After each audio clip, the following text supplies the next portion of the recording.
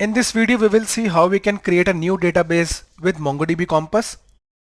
So we already installed MongoDB server and Compass. If you also want to install, refer to the link in the description of the video. After installing, your desktop shortcut will get created, or you can go to start and type MongoDB Compass and it is visible here. Click open. When you will open MongoDB Compass for the first time, the following will be visible. Here you can directly click add new connection, and here is the default connection. This is the localhost link. From here you can add the connection link, or you can just click save and connect.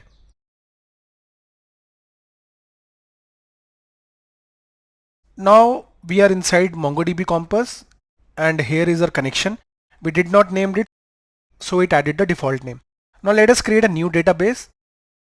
I'll click the plus sign, add the database name.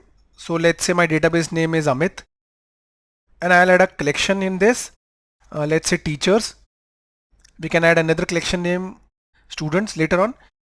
I'm creating a basic database and collection form. Remember, if you won't add any collection, the database won't get completely created. Click create database. So here it is, we created Amit database. Within that we added a collection teachers. You can add more collection inside the Amit database. Click plus. I have added students. Click create collection. Now we have two collections inside our database Amit. Consider collections as tables. You add rows and columns in tables. In this you need to add documents and records. Okay, so you need to type queries here so that you can add records under your students and teachers collection. Refer to our free MongoDB tutorial. The link is in the description of the video. We have added all the queries to work with MongoDB.